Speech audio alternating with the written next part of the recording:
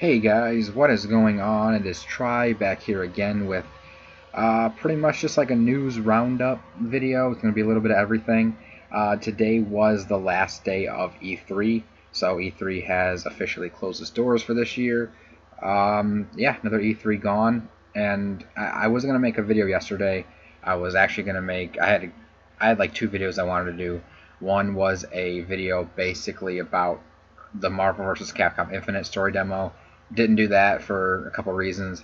And then one I wanted to do was some news that Nintendo had. I just didn't do that. I did so many videos this past week, and I've just week and a half pretty much, and I've just been burnt out on videos. So yesterday was like my last day to kind of relax before I had to go back to work. So yeah. Anyways, let's get the bad news out of the way first. I got a lot to talk about. So the bad news is the US won't be getting Monster Hunter Double Cross on the Switch. Now, I know after this came out, Capcom went and said, we have not announced any plans at this time. They're pretty much covering their asses because they know that they're pretty much screwing over the fan base. There's a lot of things going wrong with Capcom and with how they're handling Monster Hunter. Ever since they revealed Monster Hunter World at Sony's conference a couple days ago, I just had a feeling like something was going on. I'm gonna have a complete separate video for this. I'm actually gonna, because there's actually gonna be a series of videos coming out from me, all about Capcom and a lot of the issues that's going on with them. I know I've already talked about a couple things, like I talked about the Mega Man Legacy Collection 2 and how they're handling that, but there's just a lot of things going on and with Capcom, and it's something I want to discuss. It also goes into why I didn't do a video for Marvel vs. Capcom Infinite, the story demo.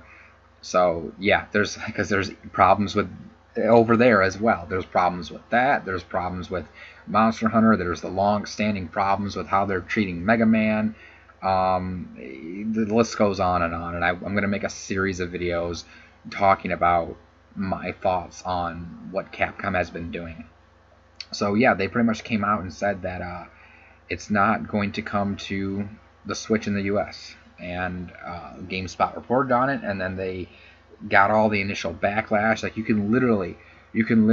anywhere, you go on their Facebook, their Twitter, YouTube, and you look at anything from Monster Hunter World or Double Cross, and there's fans like very disappointed with Capcom. They're commenting saying, "Where's Double Cross? Why aren't you bringing it to America? Why is it staying in Japan?"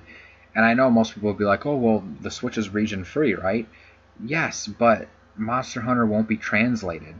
And for a game like Monster Hunter, very heavy on the missions and the weapons and the loot system and all that stuff, you need to be able to read the text. You're not going to know what the hell you're doing in a game like that. It's not like, okay, Japanese Mario game, running through levels. No, there's a lot that goes into Monster Hunter that you need to be able to read. So the whole region free thing, kind of a moot point. So yeah, like I said, I'm going to go through this more in depth in another video all about what's going on with Monster Hunter. So yeah, that's just the bad news I wanted to get out of the way first. Next thing I want to talk about is, this doesn't really have anything to do with E3, but this came out today, Mighty Gunvolt Burst. I downloaded it, played a little bit of it this morning before I had to go to work, and it's really fun. I recommend it. It's only $9.99. It's by Inti Creates. Now, this is what the game looks like. I know there's going to be a lot of people going, "Oh no, another 8-bit retro whatever indie title," But trust me, it's good. Who cares what the art style is, as long as it's fun. Going back to the whole Capcom thing, Capcom's not making Mega Man games these days, and no one else really is making a lot of those type of games. So Inti Creates has really stepped it up. They made Blaster Master Zero. Now they've made Mighty Gunvolt Burst. It's kind of an expanded remake of sorts of Mighty Gunvolt that released on the 3DS alongside Azure Striker Gunvolt. So yeah, and if you guys are afraid of it playing like Mighty Number 9, it really doesn't. It has Beck in it as a character, but it also has Gunvolt. It really plays like old school, like Mega Man type titles. There's lots of challenges, lots of unlockables. You can customize your characters, and Just it's a lot of fun. The level design is great, enemy design is great. It's a lot of fun, a lot of fun. I highly recommend it. Definitely, like I said, check that out. I played a little bit today, and I played some while I was on lunch at work too. So like I said, I'm gonna play more tonight. So definitely awesome game. Like I said, only $10. What can go wrong? All right, so let's cover E3. Basically, like I said, E3's been going on still the past 2 days, and even though the conferences are over, Nintendo still had quite a few surprises in their live streams. So first things first, Reggie and Nintendo in general did a lot of interviews. There's a lot of interviews with Reggie, with Miyamoto, and with Sakamoto, and so on and so forth. So basically, this one was from Reggie, and he basically people asked him again, why isn't Samus Returns going to the Switch? Even though we're getting Prime 4 on the Switch, someone literally asked him that. And he literally said, and I quote, "There's over 66 million of these devices out in the hands of consumers. From our perspective, what better way to re-engage fan love with the Metroid franchise than to create a game that's playable on 66 million devices and then follow along with the Metroid experience on Nintendo Switch, when at that point the install base for that system will be significantly higher than what it is today." End quote. And I couldn't have said it any better. I mean, Reggie, a lot of people hate him for whatever reason, but he's right. People don't understand that it's a business, and you got to really think about it. Prime 4, it just started development. It's not going to be here till late 2018. I'm honestly expecting not to see it until 2019. They're saying 2018, but I'm half guessing it's going to be pushed to 2019 because it's going to be a really ambitious game. There's a lot that goes into making the Prime games. There's a lot of expectations to live up to, and Nintendo knows that. So they're going to put as much time and effort into that game. And by the time it comes out, then yes, the Switch is going to have several million more devices around the world. And Metroid is a very niche franchise. You look at the sales, especially in Japan. Metroid doesn't sell for shit in Japan. It's more of a Western popular franchise. And even then, it doesn't sell as much as Mario or Zelda or Donkey Kong or even Pokemon. It's like those titles generate so much more, I mean, Nintendo could practically live off of like Pokemon and Mario alone if you really think about it. But obviously they decided, okay, the fans have been clamoring for these games, let's give it to them. So you know what? The fact that Metro Samus Returns isn't on Switch, it's a good thing, because again, 66 million 3DSs sold. And yes, I know people are going to say, well, how much of those are broken? How much of those are traded in? Not being used anymore, blah, blah. Sure, but like I've said before, even a fraction of that 66 million is going to be more than the 2.74 million Switches out there right now. And when you have a series like Metroid, which is only going to pull maybe 1 million at best, maybe if they're lucky 2 million, you're going to want more devices out there so people can actually play it. Like, how many of those 2.74 million Switch owners are interested in Metroid? I mean, that's what I mean. Like, the people who want Prime 4, I guarantee you a lot of them don't have Switches yet. They're either waiting it, they can't find one because they're selling out like crazy, or they just haven't bought one yet. It's that simple. So yeah, this is what I've been saying all along. It's the same reason why Pokemon Ultra Sun and Ultra Moon, or if it was on Switch, it'd be called Pokemon Stars, like everyone says. It's the reason why it's not on Switch, and they're waiting until the next generation of Pokemon to make a Switch Pokemon game. Because right now, it only has 2.74 million units sold, when if they wait a year or two time, that number will be times 3, times 4 maybe. Who knows? We don't know, but it's going to have a lot more millions sold. And people don't understand that. They want to wake up the next day and have all these Metroid games, Mother 3, Pokemon, and everything, Galaxy 3, everything they want to wake up to the next morning. And it's not like that. Business isn't like that. So there's a reason why this is the way it is, and people just need to accept it. If you just don't want to do that, then don't buy the game and don't play it on the 3DS. It's that simple. But whining and pissing about it on the internet isn't going to do anything other than just make you look like a whiner. It's just how it is. So, and like I said, the people who are whining and moaning about it, you are the minority. There, for every person whining, there's 10 people willing to buy these games on the 3DS. So, just take it as you will. Speaking of games on the 3DS, Nintendo announced this yesterday: Sushi Striker: The Way of Sushido. This game looks quirky, unique, crazy, innovative as hell. It just looks fun as hell. Very Japanese game, which, I mean, it's no surprise. Nintendo themselves, Japanese company. They're listing the genre as a conveyor belt sushi puzzle action game. I never played a game in that genre. But they are developing it. They are publishing it, obviously. I mean, it's their game. It's a brand new IP. People always talk about, oh, why Nintendo, all they do is Mario and Pokemon and Zelda, blah, blah, blah.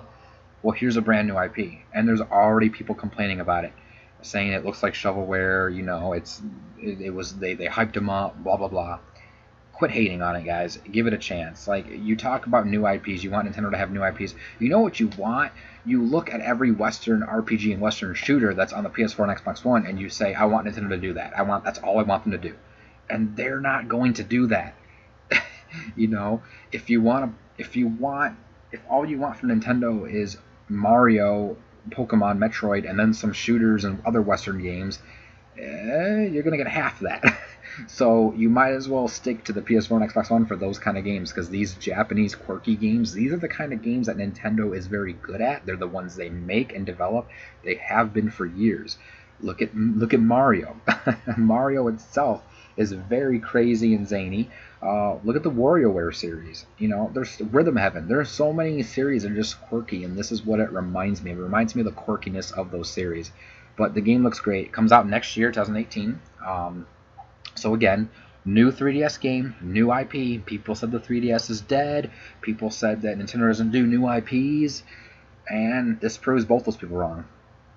So, it's just, again, it's just the way it is. I'm probably going to get this game because the game looks amazing. I saw the gameplay during the Treehouse and the trailer for it. It looks fun as hell. I'm willing to give it a shot. Hopefully there's a demo at some point. But definitely, like, have an open mind. Give the game a chance. Like, seriously, stop moaning just because every new IP doesn't have a freaking gun. Like, seriously. Like, again, Nintendo's not going to give you that. So, just, again, learn to accept it and just move the fuck on. So, like I said, approach the game with an open mind. If you like quirky Japanese titles, here you go. And like I said, I do, so I can't wait to give it a shot next year.